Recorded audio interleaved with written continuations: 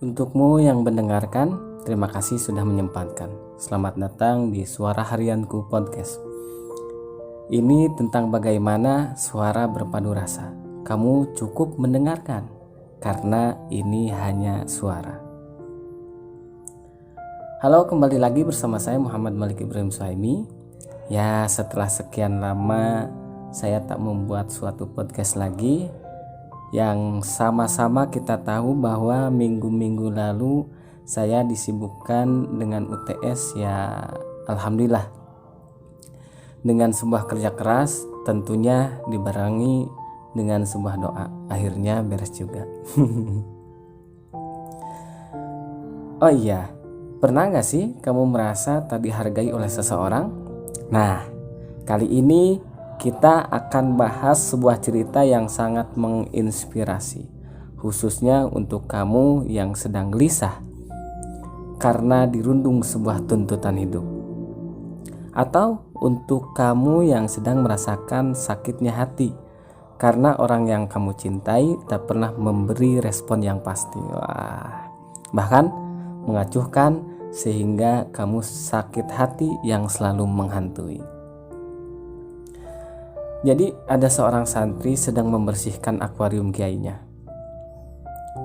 Ia memandang ikan arwana dengan takjub. Tak sadar kiainya sudah berada di belakangnya.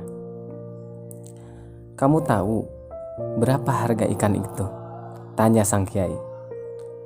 "Tidak tahu, Kiai," jawab si santri. "Cobalah tawarkan kepada tetangga sebelah," perintah sang kiai. Ia memotongkan ikan itu dan menawarkan ke tetangganya. Kemudian kembali menghadap sang kiai. "Sudah ditawarkan, Nak?" tanya sang kiai. 50.000 rupiah, Kiai," jawab si santri. "Coba tawarkan ke toko ikan hias," perintah sang kiai lagi. "Baik, Kiai," jawab si santri. Kemudian ia beranjak ke toko ikan hias. "Berapa ia menawarkan ikan itu?" tanya sang kiai. 800.000 rupiah, Kiai," jawab si santri dengan gembira. Ia mengira sang kiai akan melepas ikan itu. "Sekarang coba tawarkan kesimpulan, bawa ini sebagai bukti bahwa ikan itu sudah pernah ikut lomba," perintah sang kiai.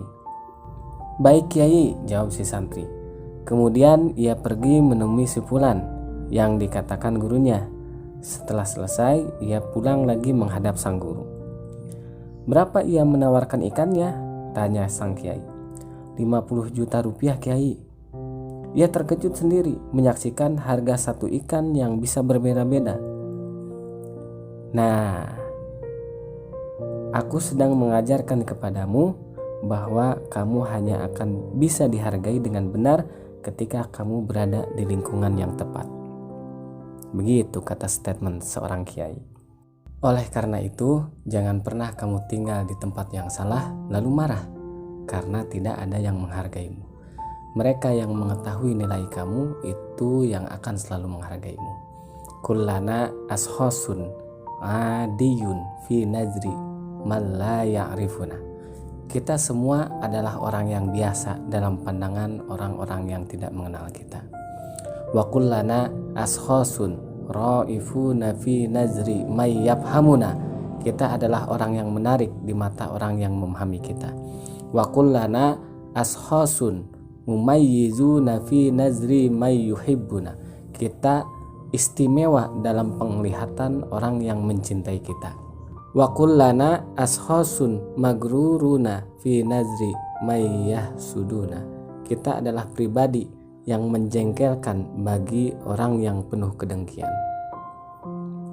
Wa kullana ashosun sayyi'una fi nazri may yahkidu alaina. kita adalah orang-orang jahat di dalam tatapan orang-orang yang iri akan kita. Likulli syahsin nazratuhu fala tad'ab nafsaka lituhsina indal akhirina. Pada akhirnya setiap orang memiliki pandangannya masing-masing, maka tak usahlah berlelah-lelah agar tampak baik di mata orang lain. Yakfi karidallahu anka ridon nasi ghayatun la tudrak. Cukuplah dengan ridha Allah bagi kita. Sesungguhnya mencari ridha manusia adalah tujuan yang tak akan pernah tergapai. Waridallahu ghayatun la tudrak. Fatruk ma la yudrak wa adrik ma la yudrak. Sedangkan ridha Allah destinasi yang pasti sampai.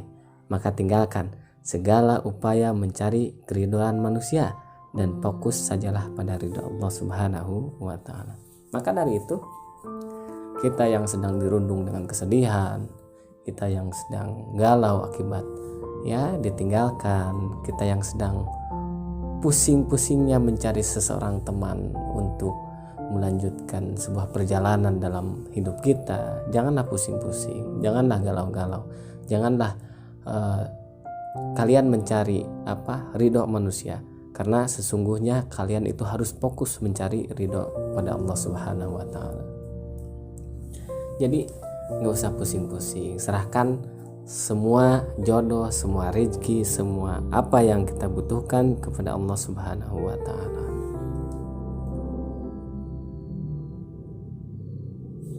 Jangan beranggapan bahwa kamu itu tidak dihargai.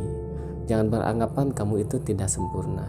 Jangan beranggapan kamu tidak spesial di matanya. Karena dari cerita tadi sedang mengajarkan kepada kalian semua bahwa kamu hanya akan dihargai dengan benar ketika kamu berada di lingkungan yang tepat.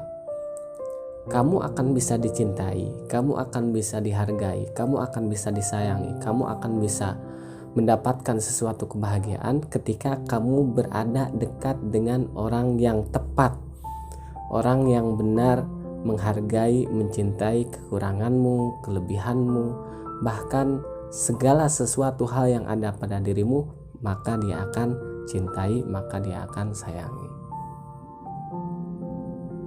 Jadi nggak usah repot-repot untuk memaksakan kehendak orang lain supaya mencintai kita. Cukup serahkan kepada Allah Subhanahu wa taala.